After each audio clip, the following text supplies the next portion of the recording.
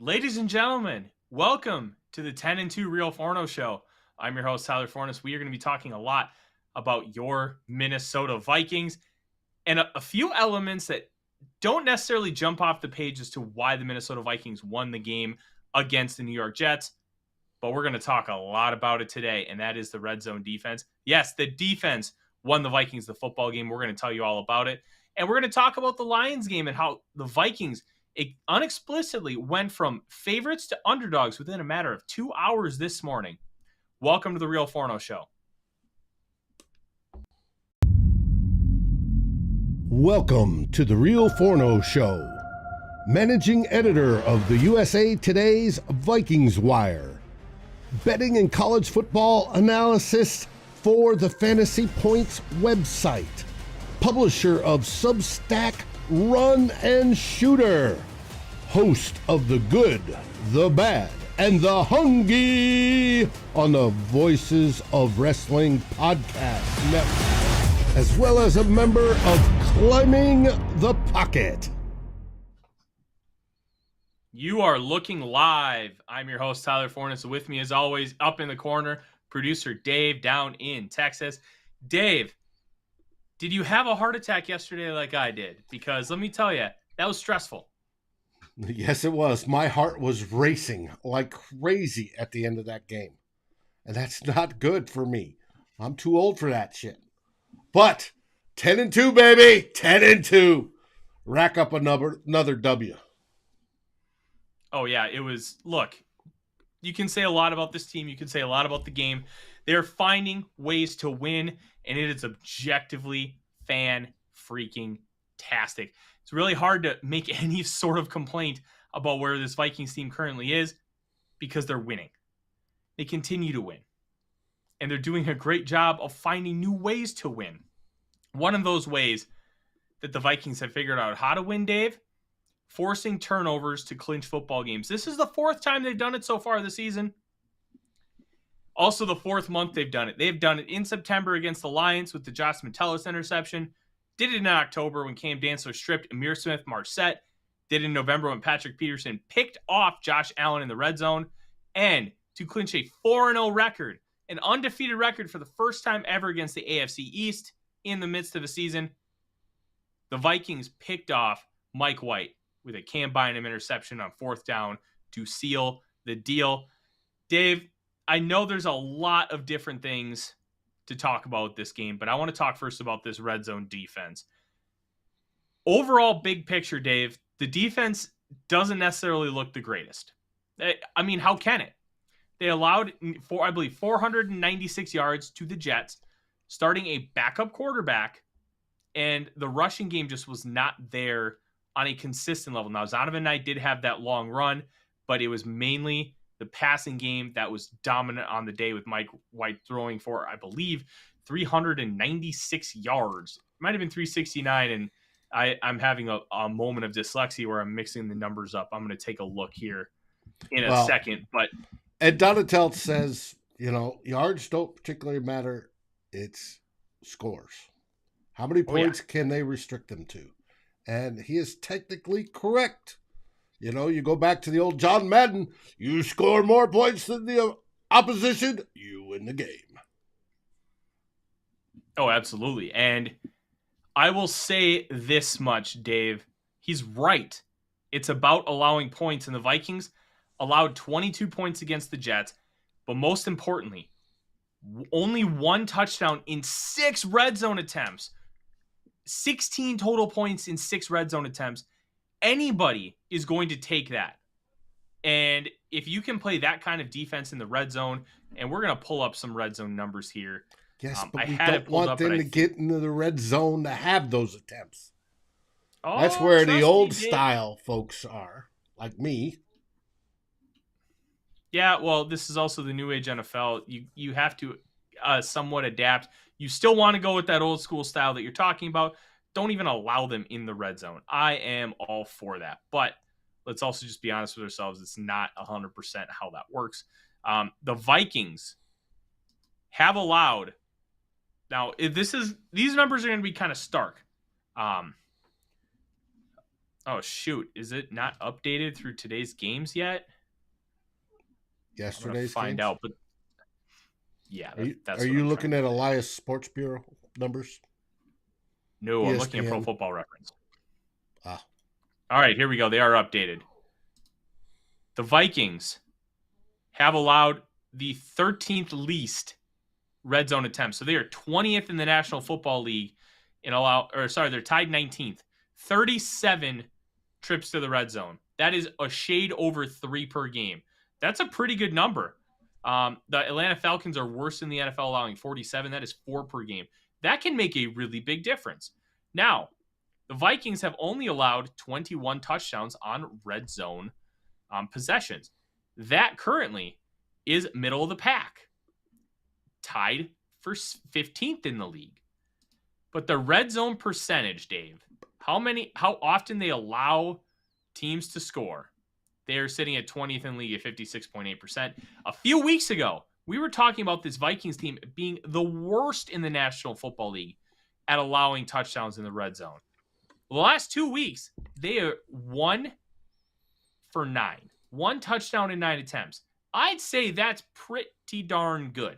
They didn't allow 1 touchdown against the New England Patriots, and they only allowed 1 against double the attempts of the New York Jets. And I think what's really important here is the Vikings have figured out a way to be great inside the 20. They only allowed, I think it was 1 touchdown on 4 attempts against the Buffalo Bills. Now, the Cowboys game, we're not going to count that. Everybody stunk. Everybody. There's really no ifs, ands, or buts about it. But I call that the mulligan game. Yeah, I think that's a really good way to kind of talk about it, Dave. A mulligan game is perfect because everybody was bad. They took a step back. They regrouped. They figured it out in a short week. And it was honestly the best news for Kevin O'Connell as far as how he's going to keep progressing as a head coach. He showed a lot to us that week and very, very impressive. But I want to say this. The red zone defense is objectively very good, Dave. They're figuring out ways to get stops. And I think one of the things that's helping is the style of covers that they play. When you take a look at it. Now, you're going to hear the word shell coverage.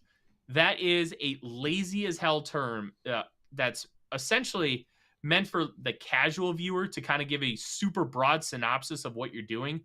The Vikings are technically playing a shell. They want to keep everything in front of them so they don't prevent any big plays. So in theory, it's correct, but it's really not correct in how the Vikings are practicing it. They're trying to they play a lot of quarter, half. So one half of the field will be quarters coverage, where that half of the field, you'll have 2 deep guys, usually a corner and a safety. They'll each have a quarter of the football field that they're responsible for. They usually follow receivers as they go deep, and then there's a guy shallow.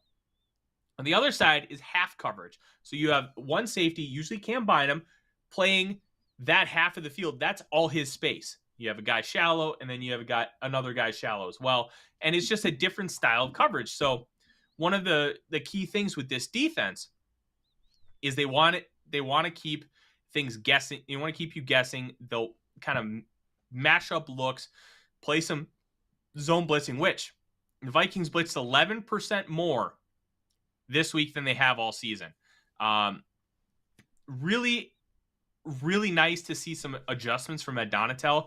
I noticed consistently that he was trying to get pressure in creative ways. I thought it was great. Now, one of the things with these coverages is you can kind of mix match them and you can adjust based on what you're seeing in front of you, how the offense is lining up. And you want to keep everything prevent you from actually going deep. Now, they're beaters, and what these beaters are, they're plays specifically designed to beat certain coverages. And it's really interesting to see how they're attacking these beaters. And we talked about it, I think we talked about it last week where Camryn Bynum got torched on the first touchdown against Patriots. That was a beater. So you're playing the half coverage, and you got quarters on the other side, and they run a seam go and an outside go. And then Bynum's got to midpoint the 2. Well, he played it right. He just stumbled. And the kind of the long and the short, all these defenses are designed to prevent you from really taking deep shots. and you have to beat us by 1,000 cuts. We'll let you try. But as you get closer to the red zone, if the running game is not working, you have to throw. And what these defenses do is, hey, I'm playing quarter, half, but instead of having to cover like potentially 60 yards of field, oh, you're at the 10-yard line? I only have to cover 20. My job's way easier. And then you get a lot of condensed looks. You have a lot more narrow passing lanes, and you have to throw a lot more with timing and rhythm or create off structure. And I think that's one of the reasons why the Vikings have been so successful. They have figured out a way to utilize these schemes that are allowing yards during the course of the entire game, Dave, but they're figuring out ways to stop them in the red area.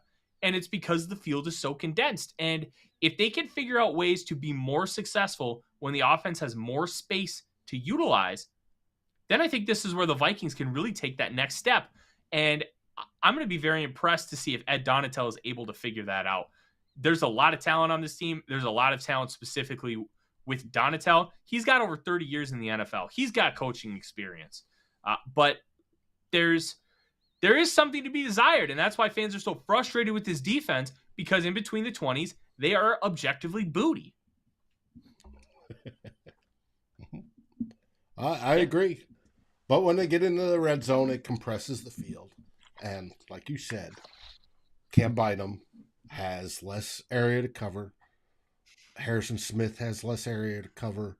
The linebackers, if they're dropping back, have less area to cover, and the linebackers have been an issue, especially between the 20s when it comes to pass coverage. So it's I agree with you 100%. I do like that they had were cycling in ways to get more pressure. They were cycling in pass rushing duos. Yes, Zadarius Smith and Danielle Hunter are by far our best. But we saw Patrick Jones come in quite a bit. We see DJ Wanham come in, and they were keeping the guys fresh legs. And that can work, very much so. I was hoping it'd work more. I expect it'll work more on Sunday when we face the Kitties for the second time. But we'll see. Yeah. Dave, do me a favor. Let's pull up Raymond's comment from a few minutes ago, because I want to talk about that. I will, and while you do that, I'm going to answer Dave's question about time of possession, because I have the ESPN window pulled up on my spare monitor. The Jets barely won time of possession, 31-38 to 28-22. So essentially it was a wash. Now, if you're talking like 35-25, that's when you're going to have that big disparity. I think that's where it comes into play. But because it's so narrow, I don't think the Jets necessarily had an advantage, if that makes sense. Raymond asks, why do you assume that the new age football will last? Most things go in patterns. Power running could come back due to light linebackers and safeties. Most teams are going to keep everything in front. So I think this is a loaded question, Raymond, and I'm really glad you brought this up, because I think we also have to understand, while the NFL can be super creative, and Mike Zimmer was incredible at being creative and utilizing his personnel. Yeah, he had his issues, but when he had dudes, he had some of the best defenses in the NFL, and one of the best defenses the Vikings have ever had in 2017, because he had the dudes to do it. They just weren't able to afford a lot of those guys, because the guys like, hey, Danielle Hunter, rookie contract. They extended Everson Griffin. They extended Linval. They extended Xavier Rhodes, who's also on a rookie contract. Harrison Smith was on a second question. Todd, go ahead and ask it out. We'll get to it here shortly. But I think, Raymond, you're right. Things do go in patterns. But the reason why the NFL doesn't always adapt, per se, to like the kind of stark contrast you're talking about, is because they can only utilize what the college game is giving them.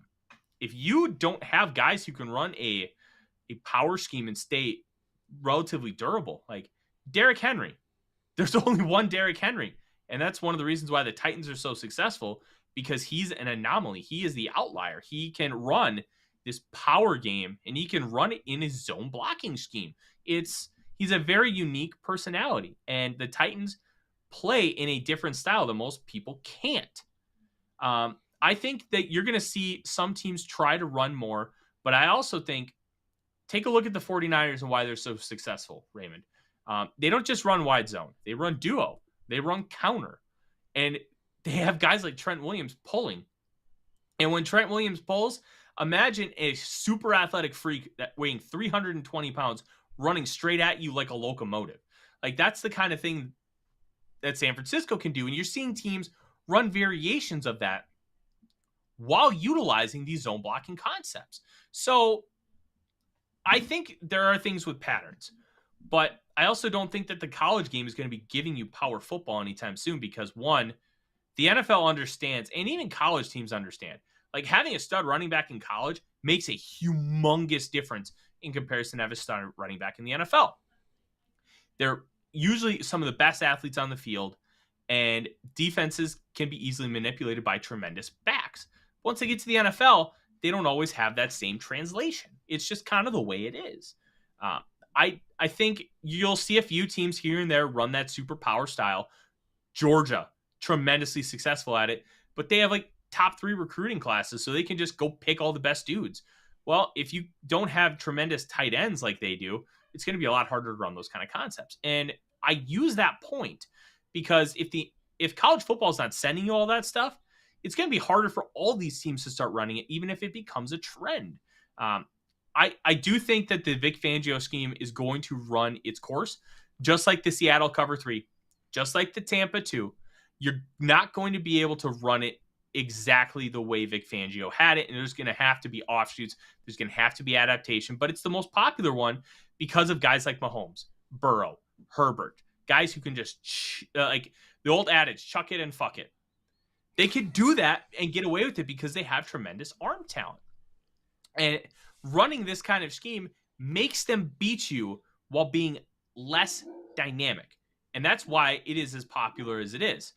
I think once the Vikings get more horses to run this defense even more effectively, you're going to see a lot of improvements.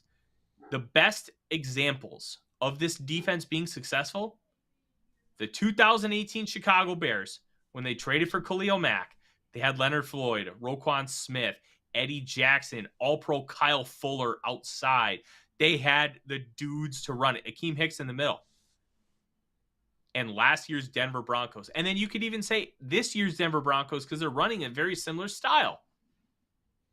You have the dudes to run this defense. It's tremendous. But that's the thing.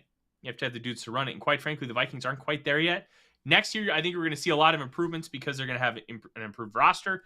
And they will not have to be spending all offseason installing the defense, which, I'm going to be honest, is a big, big deal.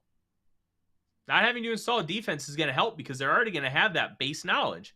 It's like going into Algebra 2 without having done Algebra 1. Yeah, you're going to get there, but you're going to take a lot of time to get there. Next year, they're going to be able to go up towards like calculus because they're already going to have so much ingrained knowledge from this season, and it's going to make such a massive difference. So you're going to see something evolve from this. I don't know what that is yet.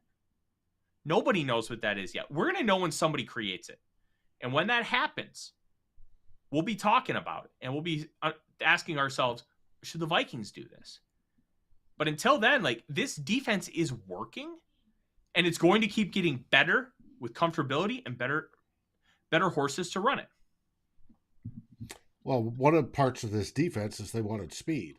That's why Louis Seen was drafted. That's why Brian Asamoah was drafted, and we saw more of Asamoah in the game on Sunday, which is a good thing. And that will come. But you are dead correct, 100%. It's what college is giving you.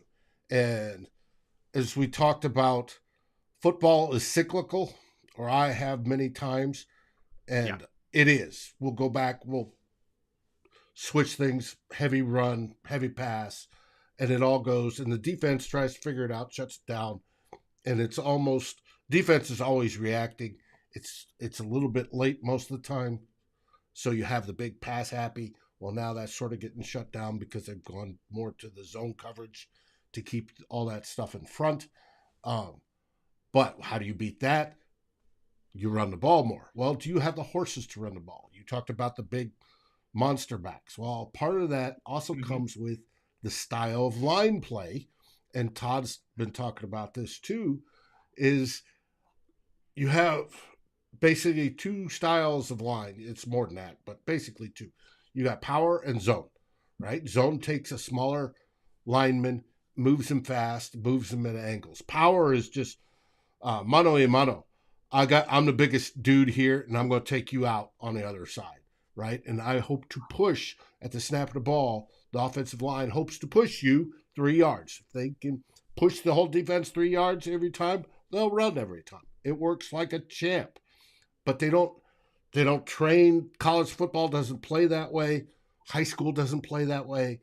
And they don't have, even though the guys are of size, right? There's plenty of big ones, but they don't learn that style of football. And a lot of the rules have been changed so they can't play as effectively in that style of football. Will that come back? It may well. But it's going to take building over time to get that way. Ed Ingram falls into that sort of more of a power style bucket, and we use him in a zone. It's something the coaches have to adapt. We have to adapt every year. Will we eventually come back around? Sure we will. Heck, I even heard an announcer this weekend on one of the games talk about they ran, a portion of the old wing T. Wing T was around in the early 1900s. So it all comes back. It's just how we go through these cycles. So, and I agree with you. The defense is going to learn. They're going to come in next season, and they're going to have a lot of this down, and they'll go from there.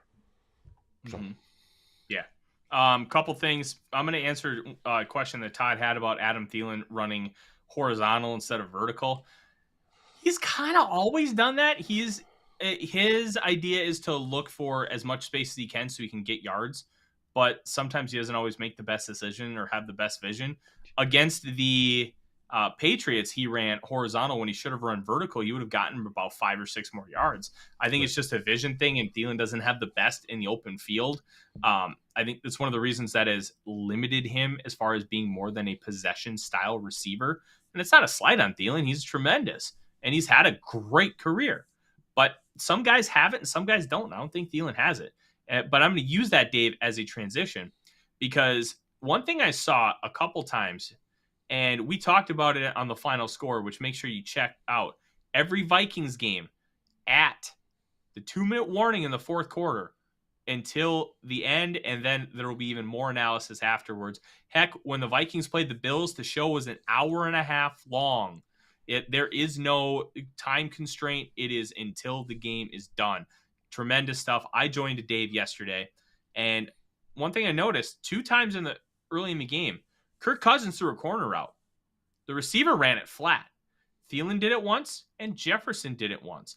Now, I'm going to try and find out the reason why, and I'm going to ask around. But there's 2 things I think it could be. It's either a miscommunication, where it's either the fault of the receiver, or the quarterback, or it's a choice route.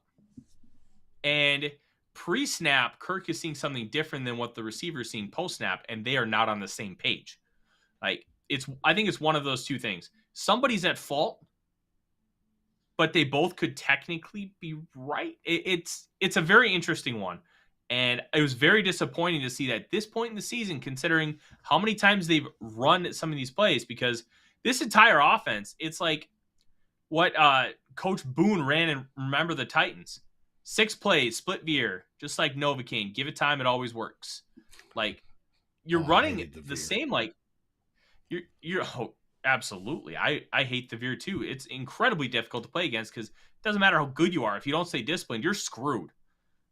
So it, like, being a military guy like yourself, Dave, you understand discipline.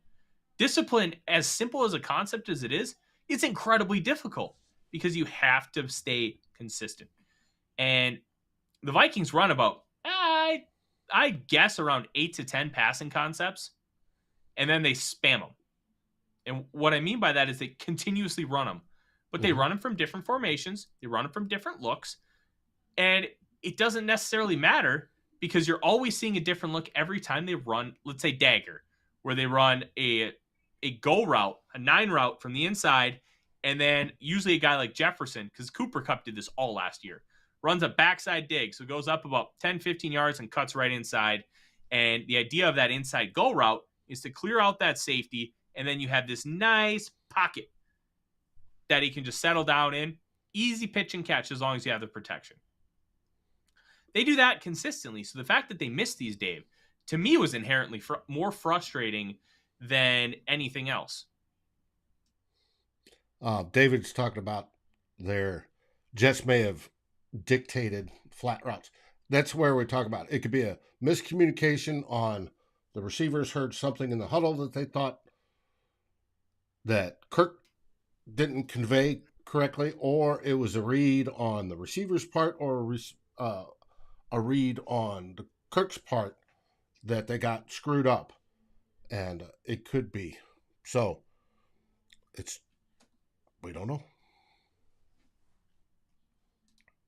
Yeah, it'll be interesting to find out that answer, Dave. I don't know what the answer is right now, but I do like a lot of the things that this group is doing. I also want to point out, I'll have to pull it up. I don't know who wrote the piece for zone coverage.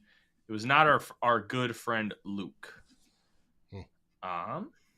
Well, while you do that, I want to answer.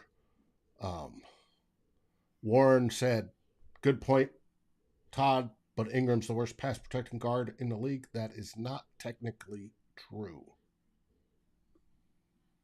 He is second or third from the bottom. Not the worst. Out of playing 50% snaps, he's 50. Out of 52. We're talking about Ingram, right? I am. And he's improving. Okay. He's gotten better. So I want to point that out. That's what I was looking up, Dave. Rob Searles wrote an article for Zone Coverage talking about how Ingram has put together consecutive strong performances. Ingram's first 9 games, 10.5% pressure rate allowed. Not great. Through last week, it was at 8.9%. Just in the last 3 games, 4.3 pressure rate allowed, 4.3%. He's flashing. And I wrote a long piece asking, hey, should the Vikings be benching Ed Ingram? I really don't think so, because he is, one, you have to let him learn. If you don't let him learn, you're doing him and your team a major, major disservice. Ezra Cleveland dealt with a lot of this his rookie year, 2020. Remember how bad that offensive line was? Oh, there were a lot of issues with it, but you gave Cleveland time to learn, and now he's a like top 20 guard in football. He's not great, but when free agency comes, somebody's going to give him $10, $12 million because he's playing very, very well at the position. Ingram has the potential to get there. Will he get there? I don't know. Like, there's so many variables with how you project out players. I think he could get there because he's shown a lot. And I will find that piece here real quick, because I am always working with the Vikings Wire, and make sure you check out everything I do with the Vikings Wire. I read that piece. It's a good piece. Yes. I will put it in the comments here for you. It's just Vikings film room. Should Ed Ingram be benched? And I'm going to be honest. The answer is no. It's an unequivocally no. Unless something comes out, because we know that there was the off-field, something comes out that just paints that in an even worse light. Then you take him off the field. But for his on-field play, the answer is absolutely not. There's too much good with Ed Ingram right now. There really is. He is able to make a lot of different types of blocks. I think that it would be a disservice to both Ed Ingram and the team. Yeah, absolutely, and the team. Plus, who's going to be better, Dave? Dan, overall, who's going to be PFF, better? Ezra is number 10. on 50% of snaps. Okay.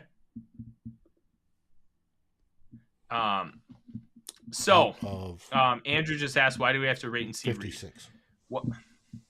Well, this one is interesting. I think if Reed had a full camp, he probably wins that job. But because he takes away some of the reps from Ingram. And I think because he takes away some of those reps, then that makes it a little more difficult to give him the opportunity to shine that he needs to really come out and just outright win that job. He was very, very good in the preseason. Hey, Joseph. Joseph, take a shot for me, man. Look, I'm not one to badmouth other people, but you have to understand where you're getting your content from and why you're getting it from them. If you want to hear people talk in huge platitudes and sometimes absurdities and overreact, that's what the talking heads on ESPN and Fox do. That's okay. There's a place for it. There really is. That's not what we do here. And you're not going to get that from us because we're going to try and talk in reality. We're going to try and give you honest opinions, leveled takes that have data and film backing them up. If you want to listen to Stephen A. Smith make a fool of himself, hey, there's a reason he's successful. He's good at making a fool of himself. He's very good at it. But that's not us. And somebody mentioned that they're glad they're in a like-minded community earlier. Look, we're all Vikings fans that want the same thing. And we're not afraid to tell them when they're doing something wrong. And we're not afraid to tell them when they're doing something right. We're going to tell you how it is. We're going to do it with a smile. And we're going to look like TJ Hawkinson doing it. All right. Well, Dave's not going to look like TJ Hawkinson, but I am. You've got the hair. I do not. I wish I was as athletic and in shape as TJ Hawkinson, let me tell you. But I've got my Unreal Co hoodie that my buddy picked up for me because I got screwed on the launch. 11:01, I had them both in the cart ready to check out, and 11:02, they were gone. It was hilarious. But we're kind of getting off track here, but sometimes that's where the best conversation comes from. Well, I want to answer Todd. Todd asks, are we impressed with Bradbury this year? What a turnaround. I never anticipated it, Todd. I figured he was going to be his same old self, being forklift back and forth. I always said he had potential and that it was more of a technique thing with him. Mm-hmm. Obviously, a lot of that's been fixed this season, and that's wonderful. Yeah. I think one of the big things, Dave, and I want your opinion if you agree. I don't think Bradbury's not necessarily better this year. There's been some minor improvements, but I think it's more about them doing a better job hiding Bradbury's flaws than him truly improving. Would you agree with that? There's a bit of that, but he's also improved on quite a bit. Yes. I've watched where he is in the past would have been lifted into Kirk's lap, where he's actually defeated the defender and held his own. Part of that is if Kirk's not under center as much, right? That's hey, we're going to scheme it so he has more time to set up his blocks. Also, he's getting help from the guards purposely through the scheme. How they're calling the blocking assignments, where they'll set up a wall on the side, right? That helps. Certain things there. But he has improved in his technique a bit, and that you can see that in his game. It's not just all scheme. No, it's not. I think when you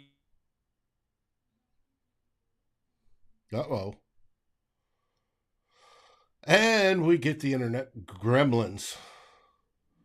Yes, you're back. There we go. I'm back. I'm going to exit out of YouTube because I had put in a couple comments, but that could have been what was doing it. I think we can look back, Dave, on that 2021 Rams team, and it's kind of lazy, but because the architect of that offense, as far as scheme and game planning were concerned, were Kevin O'Connell, I think you can make that translation and feel pretty comfortable. One of the things that they did really well is center Brian Allen, fourth-year guy last year. With a similar record of Bradbury. Yes, very similar track record, very similar flaws, very similar strengths. You know what they did? They maximized him, and they made him into a serviceable player, and they ended up giving him a big extension. I think those little nuances that they were able to do with Brian Allen, they're also doing with Garrett Bradbury. And it's really fun to watch the growth and development of this player and how they're using him. I love it.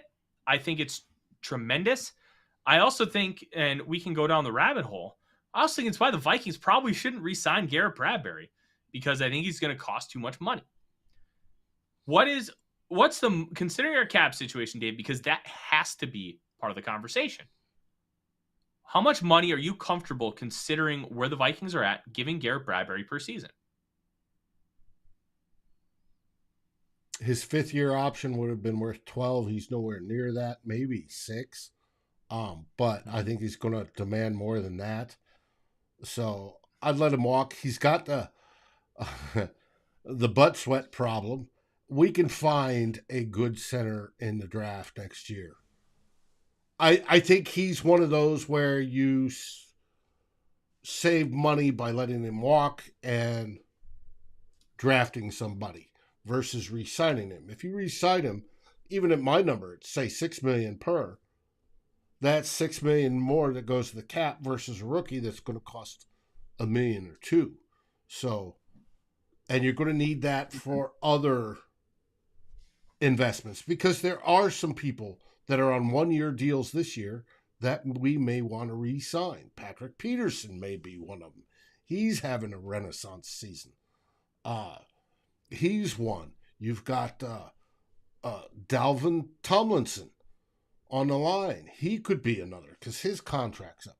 There are some people that you are going to want to re-sign, and you're going to need a rack and stack, and then find out, look at who's available in the draft, and is there somebody that can step in straight off the get-go. And a center you can generally find in the second and third round, a high-quality center that can do that. So it's going to be up to Kwesi to find those people and look at them and then weigh the cost versus, well, I want to keep Bradbury. All right, that's going to cost us here. If I keep Bradbury, I can't keep Peterson, or, you know, all that sort of stuff. And we'll get into that hopefully, you know, a week or two after the Super Bowl win, and we're all celebrating and finally sobering up.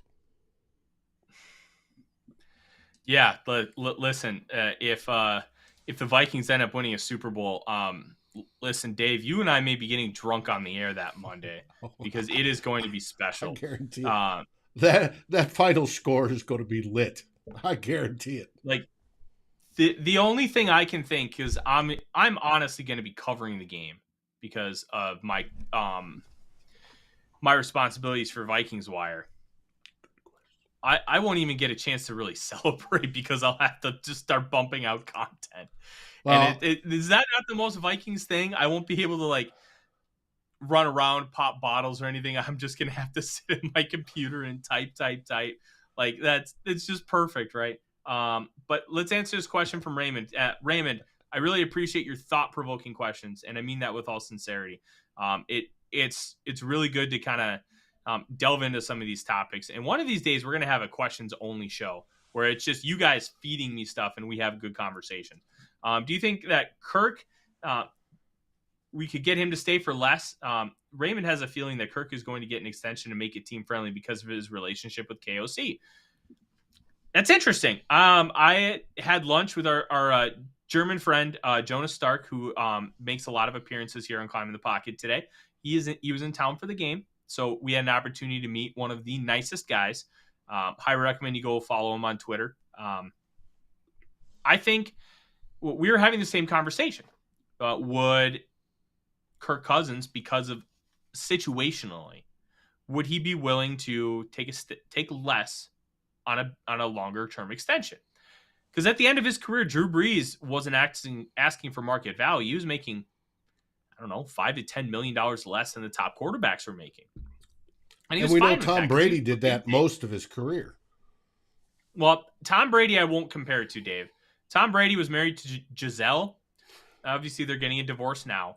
But Giselle was making like 3 times what he was making. It was a different and unique circumstance. So I read into that one less. But plus, Tom Brady was getting paid off on the side with a bunch of other stuff. Yeah. Kraft's have been good at Peyton Manning told GMs, look, it's not my problem to deal with the cap. It's yours. It is your job to figure that out. Pay me what I'm worth. He has every right to do that. Every player has every right to do that. I will not shame a player for doing that. As a fan, sure, it's a little frustrating. Would I like them to take less so we can have more here? Absolutely. Will I blame them? Nah, not at all. And I think Cousins is in an interesting spot. If they want to move on from him, Cousins has the all-wielding veto power on a trade, so he can dictate where he goes. Mm-hmm. Yep. But he's also going to be $35 million on the cap just from his salary. I believe his cap hit, Dave, is going to be $41.25 million. I was about to say 42. Yeah, it's up there. I actually have over the cap pulled up. What do you know? Because we were looking at free agents. Let's look at Kirky Boy in 2023. Kirk Cousins cap hit is $36.25 million. Ooh. So it is a $10 million base salary, a $20 million roster bonus, and the prorated signing bonus of $6.25 million. So you're looking at good old Kirky Boy, and you could shrink that cap hit down. You already have $12.5 million pushed out into future years. If he were to take an extension, like let's go with what Raymond's saying. I don't see the Vikings being able to get this done because you have older quarterbacks getting buku bucks. Russell Wilson getting massive money. Aaron Rodgers, $50 million. Why would Kirk Cousins look at the Vikings and be like, yeah, I'll take 25? Like right now he's getting about market value for what he is. $35 million? That's about right. Derek Carr just got it. It was kind of a fake contract extension, 3 years, 120. They can cut him for like $1 million in dead cap after this year. Like, I think he's getting paid about his market value. I don't know if he's going to be willing to take less because at the end of the day, it's not his issue. Now, if you can get him for less, hell yeah. I was a big proponent. I'll resign Kirk, take $10 million off his contract. Then let's get another weapon. Let's get another old lineman.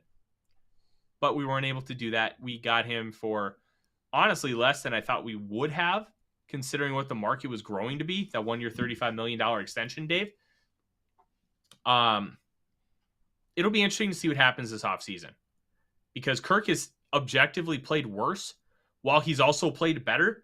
So, but the tangible proof outside of record, like his stats are down across the board.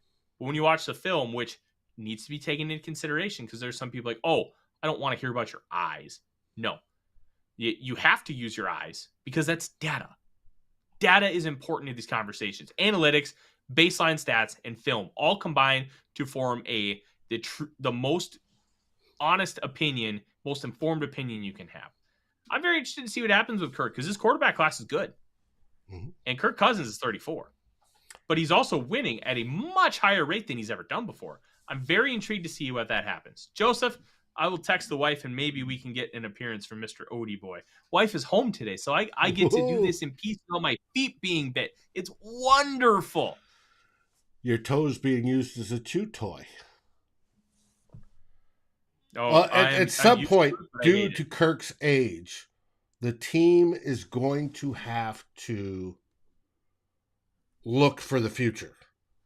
Now, if they say drafted one this year, and I don't know if they're going to be in a position to, it would be nice to have that person sit and get groomed by Kirk next year, right? I believe postponing putting, that rookie quarterback in there that first year is a good thing because generally they get killed. But at some point they're going to need to do that because Kirk is 34, which is traditionally the average age when quarterbacks start to fall off their cliff. It's been extraordinary that guys have played into their 40s. That's unusual. Mm-hmm. Now, Warren Moon is probably the biggest catalyst of that. He was a starter for the Vikings in his 40s. That 95 season was pretty dang good. Now, if you've never met Odie, this is my sweet boy. This is Odie boy. Say hi, Odie. He's a good boy. Oh, look at the Odie. Puppy. All right, he is ready to go down. I'm going to give him back to the wife. Brian's nervous about JJ's salary contract. It's going to be the Wilfs are going to back up the Brinks truck and give him a blank check and say, write it.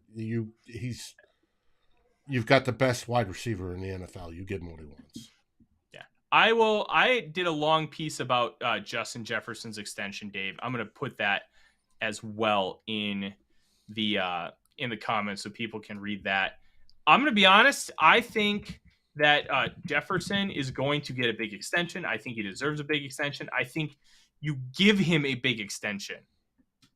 What really intrigues me about his extension, and then I want to get to talking specifically about whatchamacallit, the Detroit Lions, because we're only going to have a limited amount of time to do so. I think this extension is going to be short. I don't think it's going to be a long-term extension. And I think that's not necessarily something the Vikings are going to love. I think it's something that Jefferson is going to demand.